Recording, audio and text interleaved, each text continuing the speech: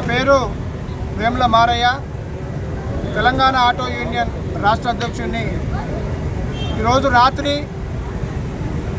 ఇక్కడ రాధిక అపోజిట్లో ఉన్న దమ్మాయి రూట్లో ఉన్నటువంటి ఆటో స్టాండు డ్రైవరు భీమిరెడ్డి ఏదైతే లోకల్గా అతను ఆటో నడుపుకొని తన కుటుంబాన్ని పోషించుకుంటుండో, రాత్రి పోలీసు వాళ్ళు చాలాన్ల రూపంలో డ్రంక్ అండ్ డ్రైవ్ పేరుతోటి ఇక్కడ చెక్కింగ్ పాయింట్ పెట్టి అతన్ని ఆపి పోలీస్ స్టేషన్ తీసుకుపోవడం జరిగింది. తను నా ఆటో లేకపోతే నా కుటుంబాన్ని పోషించుకోవడం ఇబ్బంది అవుతుంది, మాకు ఇప్పటికే గిరాకు లేవు, మీకు దండం పెడతా, కాలు మొక్తా, నన్ను ఇష్టపెట్టండి, నా ఆటో ఇవ్వండి అని చెప్పి తన పోలీస్ స్టేషన్లో వేడుకున్నప్పటికీ కూడా తనకు బండి ఇవ్వలేదు. పోలీసు వాళ్ళు బండి ఇవ్వకపోగా తనను కొట్టడం జరిగింది.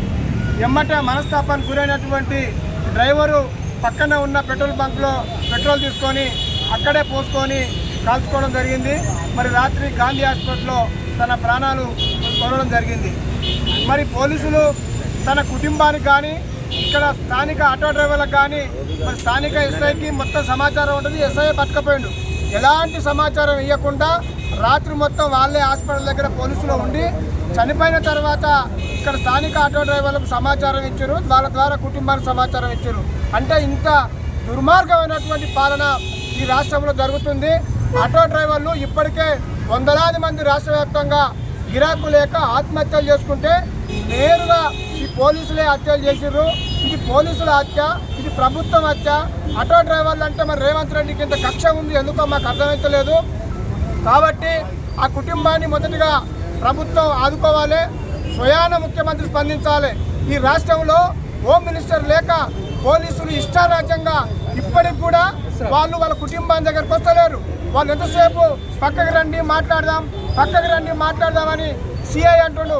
మాకు రాత్రి ఆ ఆటో డ్రైవర్ జరిగినటువంటి హత్యలో భాగం ఉన్నటువంటి పోలీసులలో బేజాబ్తుగా వాళ్ళ పేర్లు తెలవాలని చెప్పి మేము ఆటో సంఘంగా డిమాండ్ చేస్తున్నాం.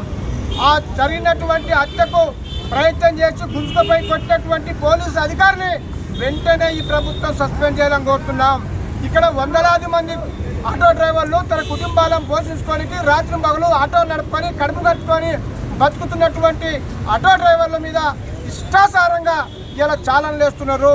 మరి డ్రంక్ అండ్ డ్రైవ్ పేరు చెప్తున్నావు, మరి డ్రంక్ అండ్ డ్రైవ్ పేరు పెట్టి మరి వైన్స్లో ఓడబెట్టి అమ్ముతున్నావు, వైన్స్లో పర్మిషన్ ఎందుకు ఇస్తున్నావు, తాగనీకి అనుమతి ఎందుకు ఇస్తున్నావు, అర్ధరాత్రి దాకా అమ్ముతున్నారు, మరి వాళ్ళ మీద యాక్షన్ ఏది? ఇట్లా మీరు కక్ష కట్టి మమ్మల్ని వెంటాడి ఈ ఆటో డ్రైవర్లను చంపుతుంది ఈ ప్రభుత్వం. కాబట్టి స్పందించకపోతే రాష్ట్ర వ్యాప్తంగా భారీ ఎత్తున ఆందోళన చేస్తాం, సిపి ఆఫీసును ముట్టడిస్తాం. ఇప్పుడు ఏదైతే పోలీస్ స్టేషన్ ఉందో పోలీస్ స్టేషన్ కూడా ముట్టడిస్తాం. బాజాప్తుగా అధికారులు క్షమాపణ చెప్పాలి, ముందుకు రావాలి, సస్పెండ్ చేయాలి. ఆటో డ్రైవర్ అయినా ఎవరైనా మనిషికి ప్రాణమే, ఆ ప్రాణానికి బాధ్యులు ఎవరో మీరు కాల్స్తారో, ప్రూఫ్ లేకుండా అక్కడ ఆనవాళ్ళు లేకుండా చేస్తారో, ఎవరికి సమాచారం ఇయ్యారో, మీరు ప్రభుత్వ అధికారుల రౌడీలా అని నేను ఇలా పోలీసులను ప్రశ్నిస్తున్నా. మీరు ఒక రౌడీ అన్నా సమాచారం ఇస్తాడు, ఒక యాక్సిడెంట్ అయితే సమాచారం ఇస్తారు. మీరు కాల్చుకున్న వ్యక్తిని ఎలాంటి సమాచారం లేకుండా పోలీస్ స్టేషన్ మీద ఆనవాళ్ళు లేకుండా ఇలా ఆటో డ్రైవర్ ప్రాణం తీసారు. ఇలా ఎంతమంది ప్రాణం తీస్తారని చెప్పి ఈ సందర్భంగా నేను పోలీస్ డిపార్ట్మెంట్ డిమాండ్ చేస్తున్నా.